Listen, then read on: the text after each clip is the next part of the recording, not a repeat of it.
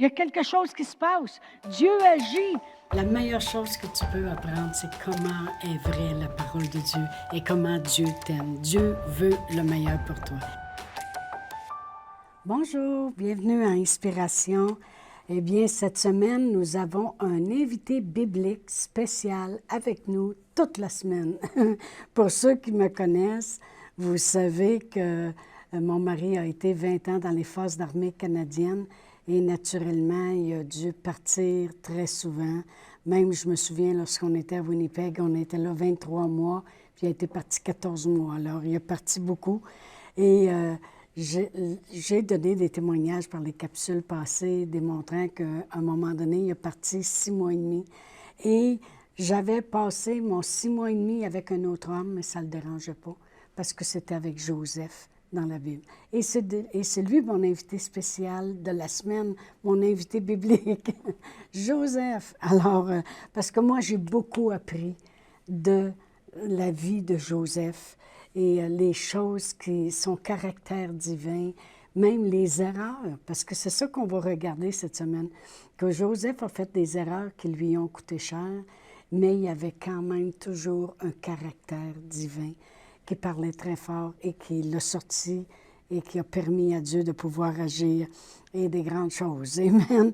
Alors, la chose la plus importante, vraiment, que lorsqu'on veut connaître quelqu'un, c'est de regarder comment cette personne-là va réagir avec de la pression. Vraiment, là, si c'est pas, on ne connaît pas quelqu'un juste là à aller manger en groupe au restaurant, puis ils sont bien gentils, tout va bien. Mais quand il s'élève des tribulations, puis qu'il s'élève des problèmes, puis on regarde la personne, comment elle va réagir, ça nous dit beaucoup qu'est-ce qui est à l'intérieur de la personne.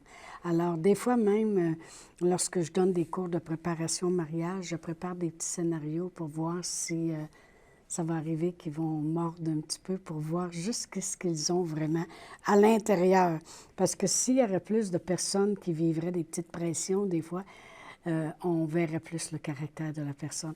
Alors, pourquoi je dis ça? Parce qu'avec Joseph, il a fait des erreurs. On va regarder ses erreurs, mais on va regarder comment il réagissait pour connaître vraiment, c'est ça qui détermine son caractère divin à Joseph.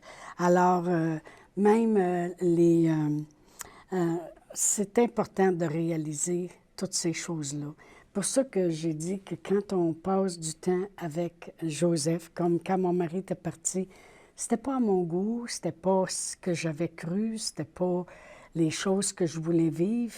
Et naturellement, j'ai été attirée dans la parole de Dieu à étudier Joseph et ça m'a permis des fois de comprendre des choses, ça m'a permis de passer au travers puis de sortir vainqueur de cela. Parce que c'est justement après ce 6 mois et demi-là que quelques mois plus tard, on s'en allait à l'école biblique, puis notre vie prenait complètement un autre tournant. Alors, j'ai appris beaucoup et je crois que vous pouvez apprendre beaucoup lorsqu'on va regarder à Joseph cette semaine. Amen. Alors, qu'est-ce que fait la pression, comme je dis, dans la vie des gens? C'est qu'elle va révéler des choses. Mais j'ai un exemple à donner à propos de cela. C'est qu'il y avait un homme que son travail, c'était de mettre de la pression très, très forte dans des tuyaux qui sortaient de la manufacture, qui se servaient de ces tuyaux-là pour faire des forages dans la mer pour aller chercher le gaz, pour aller chercher l'huile qu'il y a dans la mer. Alors, lui, son emploi, c'était avant qu'eux autres prennent un tuyau, il fallait qu'il soit certain à 100 qu'il n'y avait pas une fissure dans le tuyau. Parce que tu ne vas pas rentrer ça dans la mer puis mettre quelque chose qui est déjà à problème. Alors lui, son emploi, sa job, c'était d'envoyer une pression très forte dans le tuyau pour voir s'il y aurait une fissure en quelque part. S'il y en a une, le tuyau, il s'enlevait et il en testait un autre pour être certain que lorsque la pression du gaz sortirait, que le tuyau éclaterait pas. Mais vraiment, la pression dans nos vies va faire une grande chose, c'est qu'elle va révéler si on a des fissures. Qu'est-ce que vous voulez que je vous dise?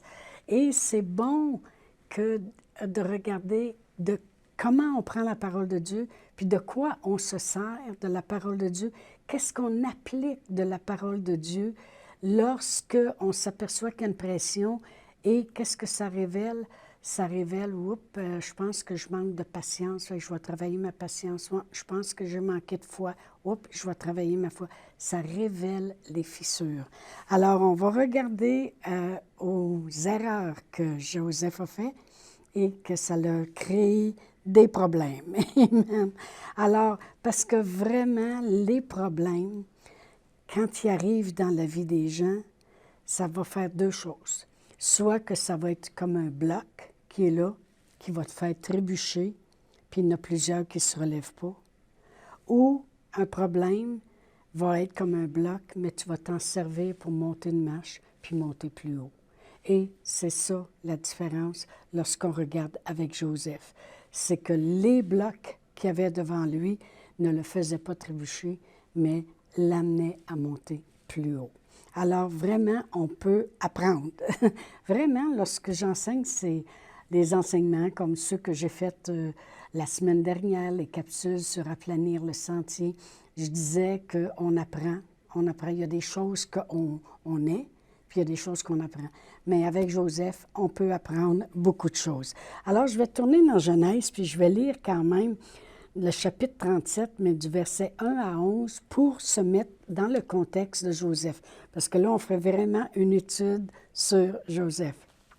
Alors, je vais commencer à lire le verset 1. Ça dit dans Genèse 37. Ça dit « Jacob demeura dans le pays de Canaan où avait séjourné son père. Voici la postérité de Jacob. Joseph, âgé de 17 ans, faisait paître le troupeau avec ses frères. Cet enfant était auprès des fils de Bila et des fils de Zilpa, femme de son père. Et Joseph rapportait à leur père leurs mauvais propos. » Ça veut dire que ce n'était pas comme un petit rapporteur officiel. C'est juste qu'on va voir par le caractère de Joseph que Joseph n'aimait pas les choses qui n'étaient pas en droiture. Joseph n'aimait pas les choses qui n'étaient pas correctes. Alors, il rapportait ça à son père dans le sens, c'est quoi ça? Alors, Israël, qui est Jacob, son nom avait été changé pour Israël, aimait Joseph plus que tous ses frères, tous ses fils, parce qu'il l'avait eu dans sa vieillesse, et il lui fit une tunique de plusieurs couleurs. Alors, ses frères virent que leur père l'aimait plus qu'eux, et ils le prirent en haine. Ils ne pouvaient lui parler avec amitié. Ça veut dire que tous les frères de Joseph, quand ils s'adressaient à Joseph, quand ça dit « ils ne pouvaient lui parler avec amitié », ça veut dire qu'on pouvait ressentir dans leurs paroles de la haine continuellement. Joseph eut un songe et il le raconta à ses frères, qui le haïrent encore davantage. Il leur dit, « Écoutez ce songe que j'ai eu. Nous étions à lier des gerbes au milieu des champs, et voici ma gerbe se leva et se tint debout, et vos gerbes l'entourèrent et se prosternèrent devant elle. » Ses frères lui dirent, « Est-ce que tu régneras sur nous? Est-ce que tu nous gouverneras? » Et ils le haïrent encore davantage. Écoutez, déjà au départ, ils ne pouvaient pas lui parler avec amitié, ils parlaient toujours avec de la haine. Là, il y a eu un rêve, ils sont mis à le haïr davantage. Bon, il eut encore un autre songe, et il le raconta à ses frères, et il dit, « J'ai eu encore un songe, et voici, le soleil, la lune et 11 étoiles se prosternaient devant moi. » Il le raconta à son père et à ses frères. Son père le réprimanda et lui dit, « Que signifie ce songe que tu as eu? Faut-il que nous venions, moi, ta mère et tes frères, nous prosterner à terre devant toi? » Ses frères eurent de l'envie contre lui, mais son père garda le souvenir de ses paroles. Alors, je voulais juste qu'on voit un petit peu qu'est-ce qui se passait dans la vie de Joseph. Lorsqu'il était jeune, il avait 17 ans. Et puis là, il y a des rêves, puis il le raconte à ses frères. Alors, on va regarder la première erreur que Joseph a faite. C'est que lorsque nous avons quelque chose de Dieu, que Dieu nous parle ou qu'il nous le montre par un rêve ou quoi que ce soit, ce n'est pas fait pour aller raconter à tout le monde. Première erreur. Ses frères le haïssent. ils ne sont même pas capables de lui parler avec amitié. Ça veut dire que lorsqu'il lui parle, il y a toujours de la haine. Alors, il est picossé de tous les bords et il subit de la discrimination. Et puis, là, il y a un rêve, puis les premiers à qui il va parler, c'est à ses frères. La grosse erreur, tout de suite là, en partant. Il fait un deuxième rêve, il va encore... Ça veut dire que ses frères le haïrent davantage. Ça veut dire que la haine, elle a augmenté. Il fait un autre rêve, il s'en va encore lui raconter son rêve. Alors, grosse erreur qu'il a fait. Puis, en plus, son père qui lui a fait une tunique de plusieurs couleurs. Les tuniques de plusieurs couleurs, vraiment, j'ai fait des recherches et dans 2 Samuel 13, 18, ça dit que les filles de rois, lorsqu'elles demeuraient vierges, portaient des tuniques de plusieurs couleurs. Ça veut dire que ses frères, quand ils voient que son père lui met une tunique de plusieurs couleurs, ça veut dire qu'il est spécial. Il est vraiment un fils de roi. Alors, ses frères le haïssent. Ils ne peuvent pas lui parler comme il faut. Il voit son père, le père qui le préfère. Et puis là, monsieur, il a des rêves, il s'en va raconter ça à ses frères. Fait qu'on peut s'apercevoir qu'il manque de sagesse. Vraiment, le jeune, il est jeune et il manque de sagesse. Alors, au lieu que ses rêves l'élèvent, bien, il est plutôt descendu. Il descend dans le fond d'un puits. C'est ce qui est arrivé. Parce que là, son père lui a demandé d'aller porter quelque chose à ses frères. Et si je lis au chapitre 37, du verset 18 à 20, la parole de Dieu dit, là, il s'en vient. Ses frères sont partis dans le champ, paître le troupeau. Lui, il arrive avec le lunch. Ils le virent de loin et avant qu'il soit près d'eux, ils complotèrent de le faire mourir. Ils l'haïssent tellement qu'ils ont tellement de l'envie contre lui qu'ils veulent le tuer. Et ils se dirent l'un à l'autre, voici le faiseur de songes qui arrive. Venez maintenant, tuons-le et jetons-le dans les citernes. Nous dirons qu'une bête féroce l'a dévoré et nous verrons ce que deviendront ses songes. Alors, ils ont décidé, on va le tuer, on va se débarrasser du frère. Alors que si vous pensez des fois que les gens dans votre famille ne vous aiment pas beaucoup, ben en tout cas, Joseph, ses frères voulaient le tuer. Ils le haïssent, ils ne parlent jamais comme du monde avec lui, jamais avec amitié. Là, ils ont dit, on va le jeter dans le fond de la citerne, on va le tuer. Mais vous savez, la parole de Dieu nous dit de faire attention, de ne pas aller raconter. Moi, ça me nuit dans ma vie. Comme jeune chrétienne, j'avais l'habitude de parler, comme lorsque j'étais sur la base militaire au Nouveau-Brunswick, et que j'allais à une église qui filmait localement, ça passait à la télévision locale, et les gens, il y en avait sur la base militaire qui nous voyaient des fois, Pasteur Réal et moi, j'en ai déjà parlé auparavant. Eh bien, les gens savaient que j'étais chrétienne, ils savaient que j'allais à l'église et tout ça, mais moi, je lui disais, mon mari ne partira pas 6 mois et demi. Non, j'ai prié mon mari. Savez-vous que j'aurais dû garder ça pour moi-même? Parce que là, il s'élevait des gens qui disaient, en tout cas, j'espère que son mari va partir. Elle va arrêter de nous écœurer avec sa foi, puis ses prières, puis c'est ci, puis c'est ça. On élève des choses. Quand Dieu nous parle à nous, c'est à nous. C'est parce qu'il veut qu'on le prie, il veut qu'on se prépare, il veut qu'on l'assimile, puis il veut qu'on sache qu'est-ce qu'il veut pour nous. C'est pas fait pour aller raconter à tout le monde. Alors, quand mon mari est parti 6 mois et demi, j'ai vu une des erreurs que j'avais faites. Comme je vous ai dit, j'ai beaucoup passé de temps avec Joseph. Amen.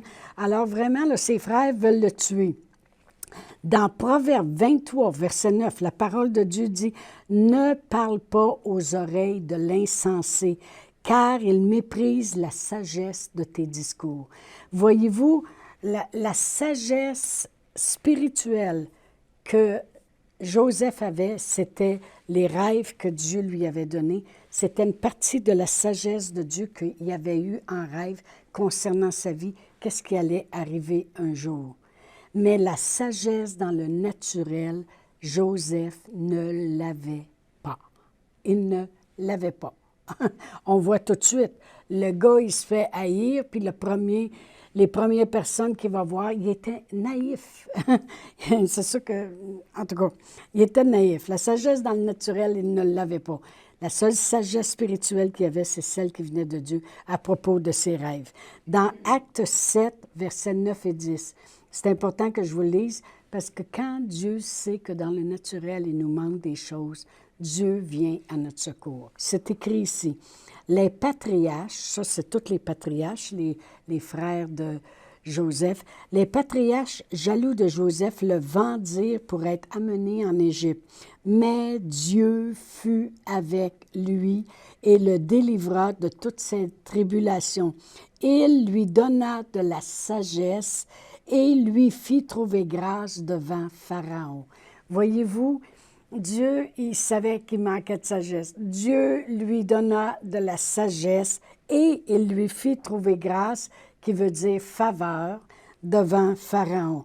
Merci Seigneur que lorsqu'ils voulu le tuer, puis ils l'ont jeté dans la citerne, eh bien, il s'est adonné. Ah, merci Seigneur. Dieu avait envoyé des Ismaélites qui passaient par là, une caravane, et ils ont dit, « Hey, au lieu de tuer notre frère, on va diminuer un peu notre péché, si on peut dire.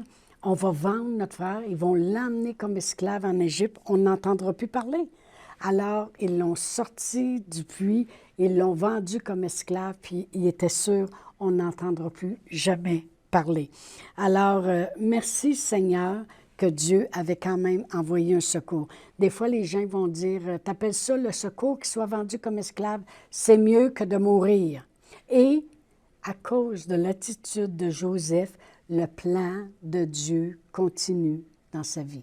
C'est ça qu'il ne faut pas oublier. Nous pouvons demander de la sagesse à Dieu. Ça se demande. Dans Jacques 1,5, ça dit, si on manque de sagesse, on peut lui demander. Et Dieu donne à tous simplement. Alors, merci Seigneur pour la sagesse. Amen. Mais Dieu, il va toujours, je veux terminer avec ça, Dieu va toujours préparer le moyen pour qu'on s'en sorte. Toujours. Dans 1 Corinthiens 13, 10, la parole de Dieu nous dit, « Aucune tentation ne vous est survenue qui n'ait été humaine. » Ça veut dire que Jésus, quand il est venu sur la terre, il est venu comme un humain. Il a été tenté en toutes choses. Fait qu'il n'y a rien qu'on ait tenté que lui ne l'a pas été. Aucune tentation qui nous est survenue qui n'ait été humaine. Et Dieu qui est fidèle. Il y a une chose qu'il faut savoir, puis on va en parler. On va passer sur la fidélité de Dieu une bonne semaine, dans les semaines à venir. Manquez pas ça.